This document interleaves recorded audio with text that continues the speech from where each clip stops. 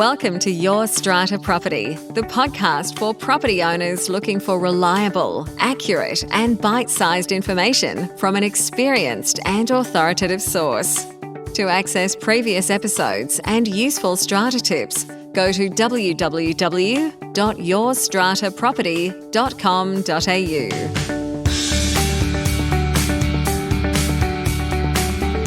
Hello and welcome to this week's podcast episode. I am your host, Amanda Farmer, and I am very excited this week to be bringing to you a guest that I have known for some time now and have been encouraging to be my guest on the podcast for a while. She is someone who devotes so much time and energy to serving those of us who live in strata, who work in this sector, making sure that we are receiving accurate, on-point, understandable guidance about apartment living, and knowing that that is also my mission and what I do here on the podcast. Of course, how can I not be a fan of Nikki Jovicic? Nikki is the owner of Look Up Strata, Australia's top property blog dedicated to strata living. And so many of you I know will be subscribers to Nikki's website. She started from scratch and built the Look Up Strata information site, launching in March 2013. And since then, Look Up Strata has grown into a nationally recognised source of interesting and reliable strata information. Nikki produces 3 strata newsletters each week for almost 10,000 subscribers, made up of lot owners, strata managers, strata industry professionals from around Australia.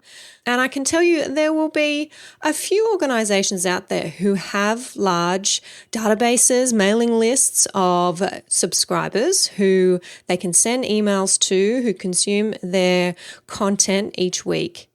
But at the end of the day, what it comes down to is the quality of your mailing list. Are these people the people that need to be hearing your message, the people that you want to be reaching? And I can tell you that Nikki's 10,000 subscribers are absolutely the kind of people that you, as a strata service provider, want to be talking to, want to be reaching, you as a lot owner, as a committee member, want to be part of. And you'll hear me mention that in the interview. Nikki's newsletters are packed with valuable content, including very popular Q&As, articles on hot topics, latest news, and upcoming events. The Look Up Strata website has quickly grown to 50,000 unique visitors who read well over 100,000 pages of strata information each month. As a growing family business, Nikki's daughter Liza joined the team at the beginning of 2020 to help Nikki realise her mission of providing detailed, practical, easy to understand strata information to all Australians.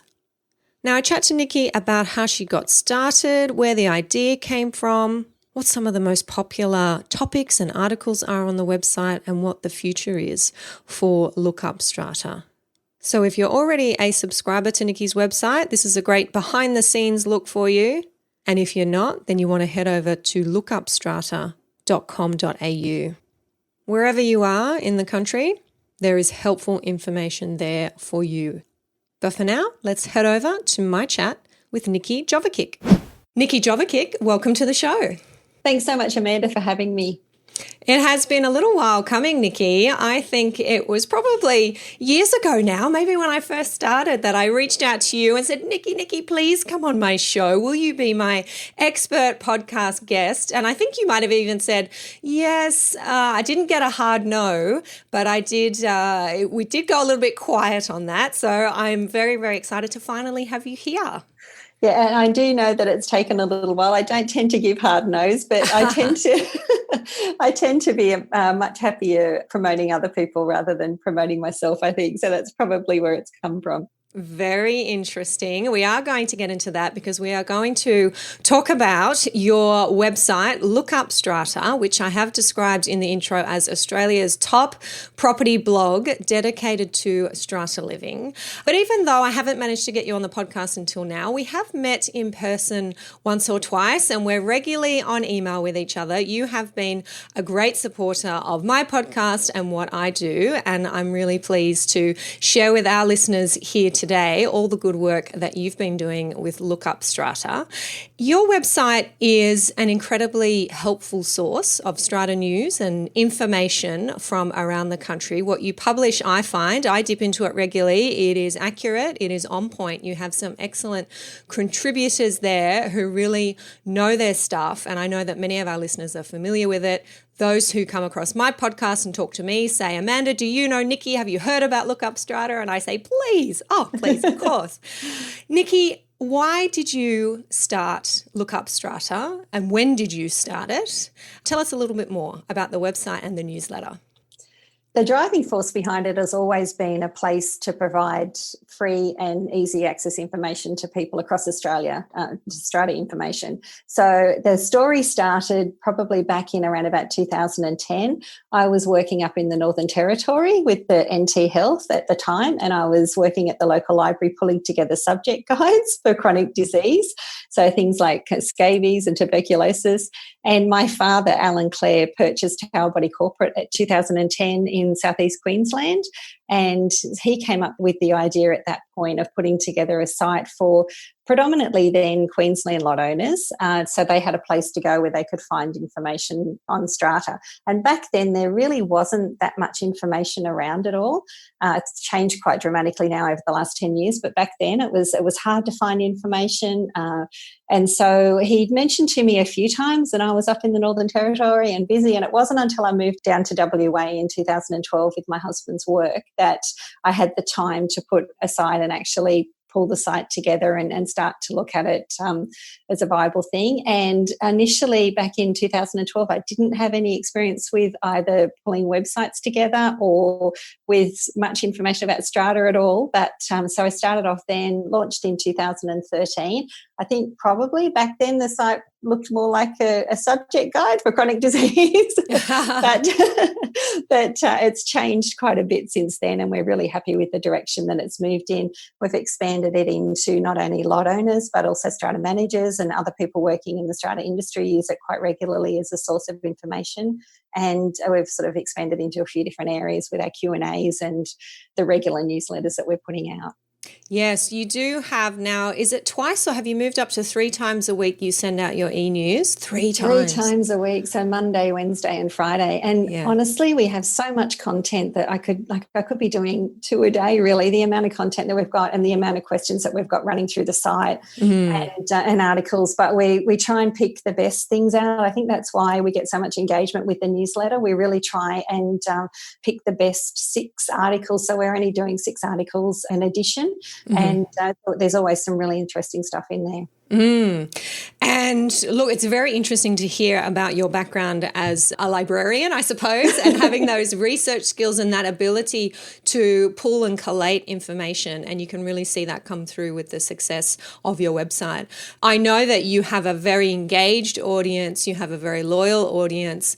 And at a time when you hear some commentators, some marketers talking about the end of email marketing, you really seem to be going from strength to strength, Nikki. Have you noticed over time, is your database building? Are you still getting that same engagement on email that you were getting, or are you noticing any shift there in the way that people are consuming this kind of content?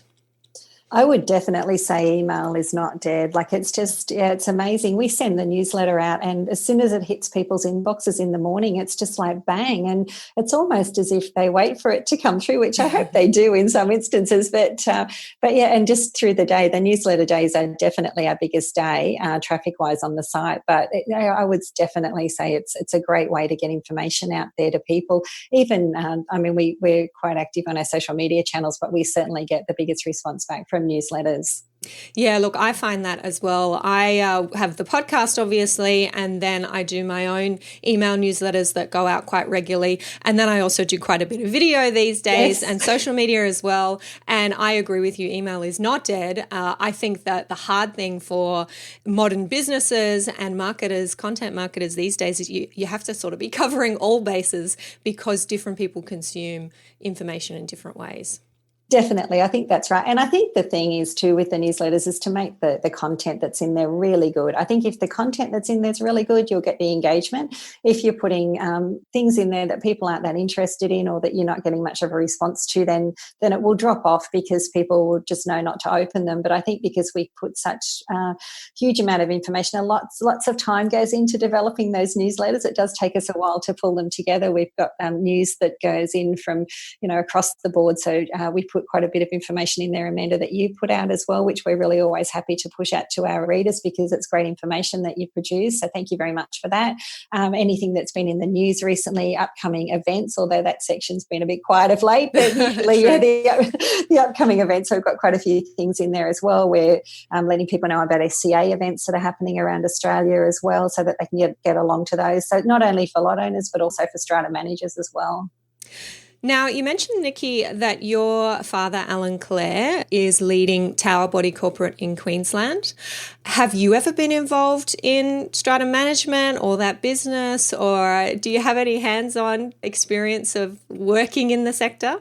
I don't have hands-on experience. I am a director of Tower Body Corporate, so I'm involved in the company from that level, but definitely not on a day-to-day level. I guess I've picked up information across the years because we've published so many articles and I'm reading them as I'm publishing them and making sure that the answer and the question's in there and the information is in there and it's grammatically correct or best of my abilities anyway. So I guess I've picked up information across the years, but there's just, it's so different because we're covering every state in Australia as well, legislation differences in every single state in Australia. So yeah, but it's, I guess that's where the knowledge has actually come from.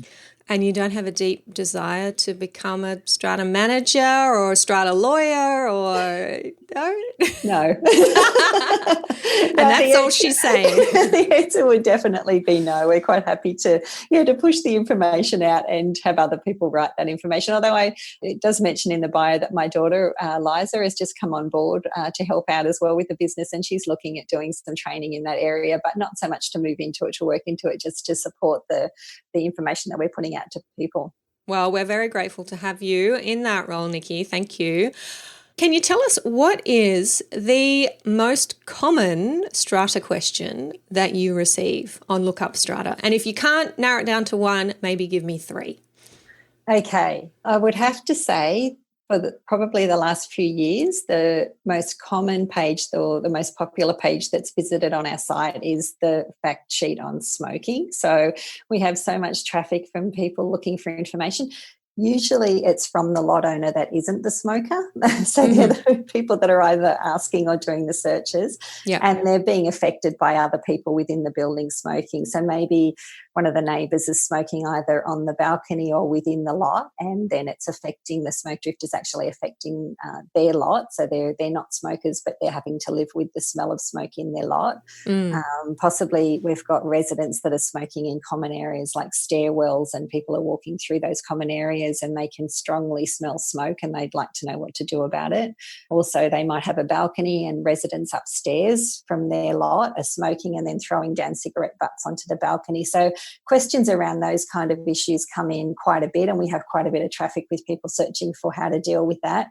And of course, the legislation there again differs in every state. Different states are handling that in different ways. Yeah, very interesting. I find something similar on my site. It really is owners who are looking for help about issues that impact their day-to-day lives. So when I get asked this question, I often say my gut feel is repair and maintenance issues where that's not happening in a building.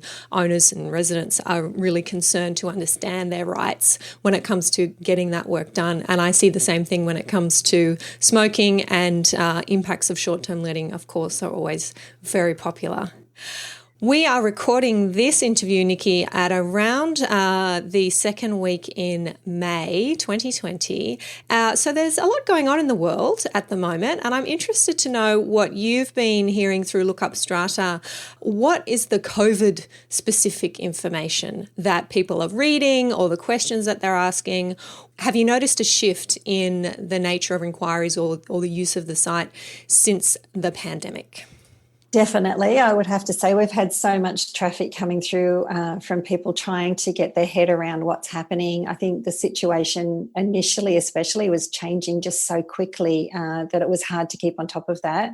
And I think there was lots of confusion out there from people. They didn't know what they had to do and what restrictions they had to put up and how they had to comply with what was being put out there. And as an example, we had an article that we put out quite early. I think it was put out around about the 24th of March, and it was to do with the closure of pools, which I know has been a huge question. That article has had over 10,000 reads. So just the amount of traffic coming through for things like that. And I think now we're seeing a lot of searches and questions around people not being able to pay levies, and those questions and inquiries are coming in both from lot owners who can't pay their levies and they're wanting to know, do we have to pay them? Like, is there any way that we can have a discount or have the levies put on? And then the other type of questions around that are coming in from the actual committees or strata managers, and they're wondering how to manage the non-payment of levies and how do they keep the building going and keep paying their service people. So that's been a huge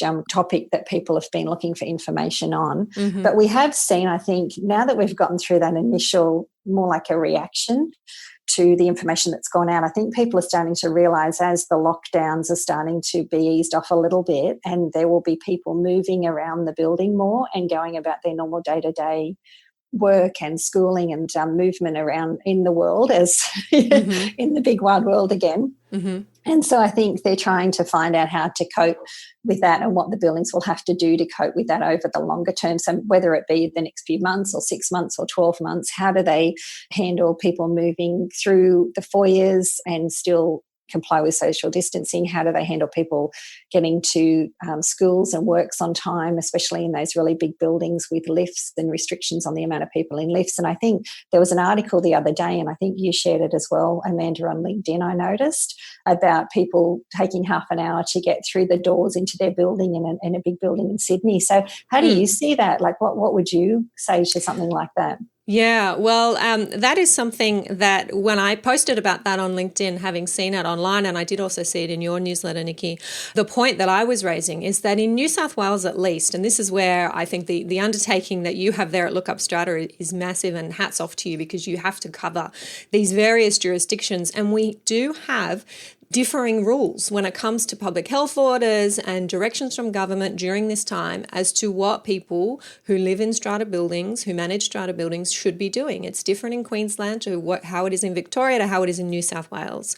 And when you look at the public health orders in New South Wales, as at the time that we're recording this, they do not require the closure of lifts in private spaces. They refer to public places. They refer to members of the public entering and exiting public premises. Now, the lift in a residential strata scheme is no more a public place than the hallway in a freestanding home. So when I see, whether this was correct or not, the way that it was published on Reddit, I think it was, by apparently a resident of that building, if those residents were lining up to use a lift under the direction that they could not, by law, enter the lift other than in household groups, then that is incorrect. That is, in my view, not the way the New South Wales public health orders apply. And it's quite a contrarian approach. I appreciate that at a time when people say, well, does it really matter? We just want to keep safe. We want everybody to be well, and we don't want to expose ourselves as owners, corporations, as building managers to potential liability. And I accept and I understand all of that. But it is the role of lawyers, I believe, and I am a lawyer before I am a strata lawyer, to be clear about what the law is. If somebody asks me to tell them what the law is, and if something is being touted as the law and that's not the case, then I'm going to step in and I'm going to correct that. So that's where, thanks for opening that can of worms, Nikki. That's where I stand on lifts in Western Sydney apartment buildings. Okay. But it is, yes, it is a confusing area. People are confused. And I put this information out there because they're coming to me with that confusion. And it's disappointing when we then have public regulators like the Office of Fair Trading that is putting out incorrect information that is then causing this confusion, which perhaps people like you and me are left to clean up. I think that's true. Like I said before, there is lots of confusion about what they have to do. And I think not only are buildings managed by strata managers, but there are a lot of buildings out there and a lot of our subscribers are self-managed buildings. And so they're trying to deal with this situation with really, not much input from anywhere. So I think that's to be looked at too. But I think it's interesting that you're seeing that shift now when it comes to questions about this situation to perhaps the longer term view. What are the long-term, more permanent structures, procedures, frameworks that we can put in place in our building to make sure our residents, our visitors, our contractors are protected. And I think that's great. I think that shows the intelligence of our schemes, of our committees, of those managing those buildings to be thinking that far ahead at a time when we have all calmed down a little bit perhaps, and right or wrong, getting a little bit more relaxed, restrictions are lifting. I would say that's absolutely the right thing to be thinking about and asking questions about. So I'm happy to hear that. Definitely. And we should be putting some information about that to help people over the next few weeks as well. Perfect. Now, Nikki, even though you are not a strata manager yourself or not necessarily having been involved in the sector in a professional capacity, I am sure that you have plenty of advice, having collated all of this information as you do so well and read these articles from strata lawyers, from strata managers across the country. You would have advice, no doubt, for someone who has just bought their first apartment and is feeling a little bit lost when it comes to these legal complexities that they have just come up against, which they probably didn't even know existed. What would you say to that person if they were coming to you for help? Can I step back one step? Can we take Please. it from someone who's actually looking to purchase an apartment? Because if we could actually get in touch with the people who are purchasing the apartments before they purchase them, I think that's great, because what I would love to say to that person is please get a strata report done on that building and the committee. And I think it's just such an important point, and get a strata report done from someone who actually knows exactly what to look for and will do quite a detailed report. And just the amount of information that would be provided to you in that instance, I think, not only for building defects, as we've seen with what's been happening in some of the buildings in Sydney particularly, but also what's happening within the committee itself too. And it gives you a bit of a history of the building when you actually, if you do intend to buy and you tend to move in there, that report will tell you what's been happening. It gives you a history of how things have been happening up to that point. It gives you a bit of a head start as well. And if you did purchase the building and you've purchased recently and you've had a report done, read the report as well. I think a lot of people actually just tick that box when they get a report, and it's like a due diligence. I've done that, but they don't actually read the report or possibly even have quite a detailed discussion with the strata searcher after they've carried out the report. I think a lot of strata searchers will indicate what their red flags are when they do it, but you can actually ask them and have a conversation about what else might be in there that I need to keep an eye out on or that I need to be aware of. So I think that's really important. And also when you are going through the process of purchasing, you get given a whole heap of documents. How many people actually read those documents and have a look at them? So whether you're just in the process of purchasing or whether you've recently purchased or you've been in there for quite a while, have a look at the strata plan, and it can answer a lot of questions for people, and also all of the bylaws that they've got for their building. A lot of the questions that we get in are actually around strata plans and also bylaws. So if people can access those with the Q&As that we get in from people, sometimes we can't answer them because it's specific to that lot, and the answers are found in that strata plan or in their bylaws. So so that's, I think, a really good point. And I would also say to people, if they're just in a building and they're still trying to find out how things work and how strata works, subscribe to Look Up Strata's newsletter. That's got great information on the Monday, Wednesday and Friday. Subscribe to your channel, Amanda. You've got great information out there. There's lots of access to free information and information that people can get their hands on. And I mean, if they're still stuck, they're quite welcome to send in a question to our site, and we'll see what we can do to see if we can get a response back. And I do think there is a lot out there, and I do think it doesn't take long for people to figure out what is the reliable and what is the accurate. And it is platforms like yours that have been around for 10 years. There is a reason for that, because your information is helping people. So for people to be attuned to that is a good idea when there's often so much to choose from.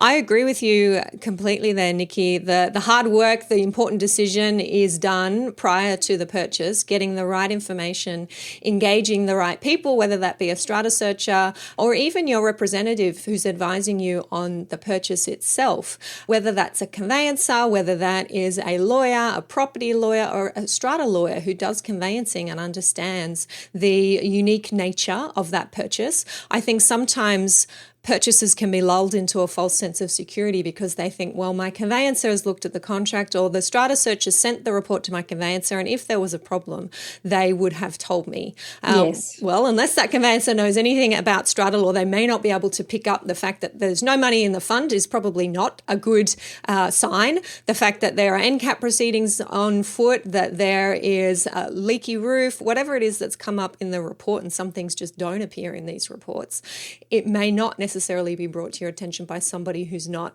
attuned to those issues in practice. So being aware of that, choosing the right person, or going out and getting that additional guidance if you need it is definitely a very good idea. Nikki, what is on the horizon for Look Up Strata? Anything exciting that we can spill the beans on here on the podcast? I think just probably more of what we've been doing, definitely, pushing up more information as much as possible. We are looking at getting into doing some video, which we haven't really dabbled in much. Yeah, I know you'd be happy with that, Amanda. I know. I'm giving Nikki a thumbs up on the video here. We've done a few videos lately with a few people, and it's worked out really well, and we've had really good responses from them. So I think we'll be looking at doing that, a bit more. So that's probably the biggest news that we've got at the moment. Great.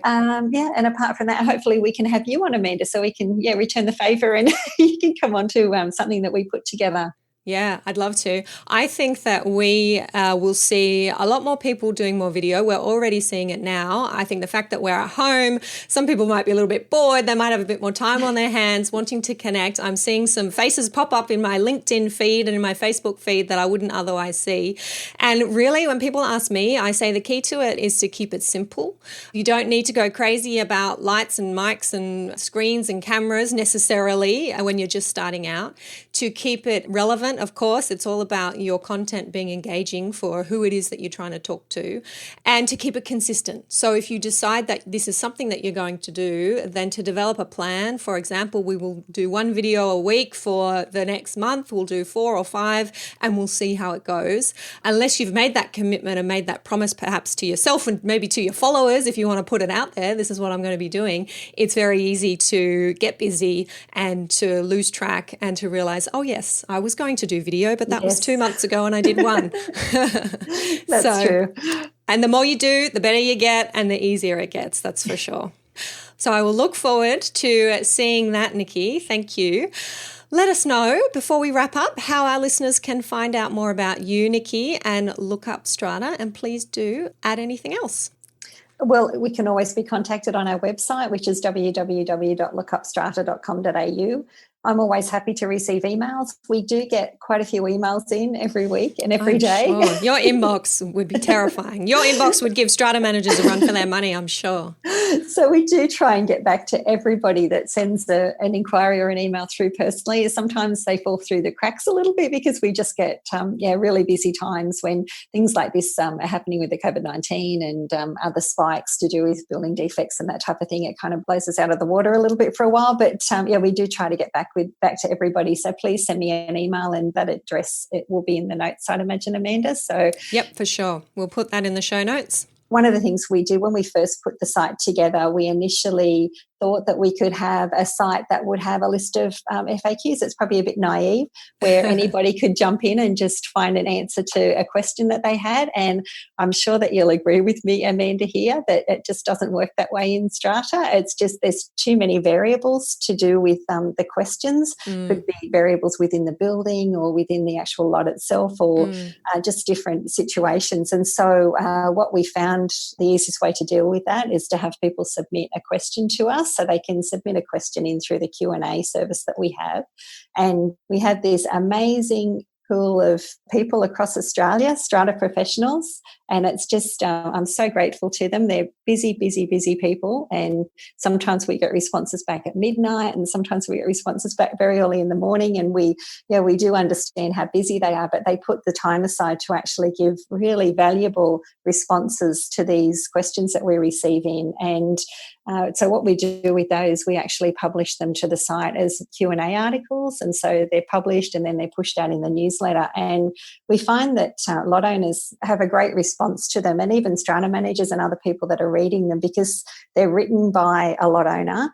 We often get asked, do we put the questions together and do we actually formulate the questions? But we don't have time to do that. We don't need to do that. We just get so many questions that come in all of the time. So people can relate to the topics that are being discussed. They've either come across a situation that's similar to that's happened in their building, or somebody else in their building has come across that situation, or they can imagine it happening in a building. And so that's why, they're really popular articles on the site. And I am sure that those professionals who are making themselves available to answer those questions for you are doing it because they recognize the value of your service, Nikki. And you put it out there, and you put it out there for free, and you are solving these serious problems for people in their own homes. And I understand that you're able to do that because you do have sponsors who you look after on your site. You let people know about their services. I don't want you to hesitate to share that with our listeners. I know we have a lot of strata managers out there, other service providers, lawyers who would be very interested in reaching your readers. I am well familiar with your readers. You and I have worked together on a couple of campaigns, and I can tell you Nikki's database is gold. They are very engaged. They are the right people. They are the people that you want to be talking to. So, Nikki, if you want to let our listeners know how they might be able to work with you in that capacity, please go ahead. Oh, thanks so much, Amanda. We have sponsorship on the site, and we also have sponsorship of our newsletter.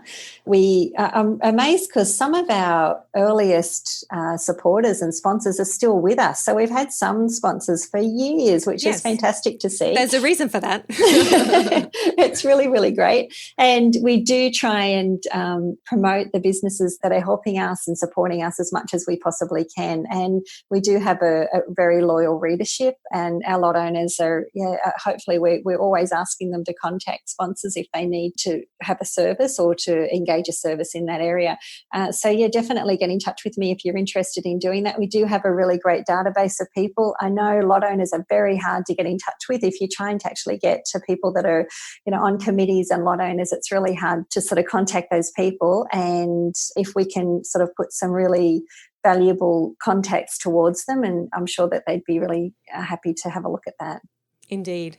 Well, thank you so much, Nikki, for sharing the background, the workroom to look up strata, letting us know how it all works. You are indeed very much valued by so many of us in this sector, and I have just been thrilled to finally have you here on the show. I'm already looking forward to our next chat. Excellent. Thank you so much, Amanda. It's been an absolute pleasure, and I really appreciate it. Thank you for listening to Your Strata Property, the podcast which consistently delivers to property owners reliable and accurate information about their strata property. You can access all the information below this episode via the show notes at www.yourstrataproperty.com.au. You can also ask questions in the comments section, which Amanda will answer in her upcoming episodes. How can Amanda help you today?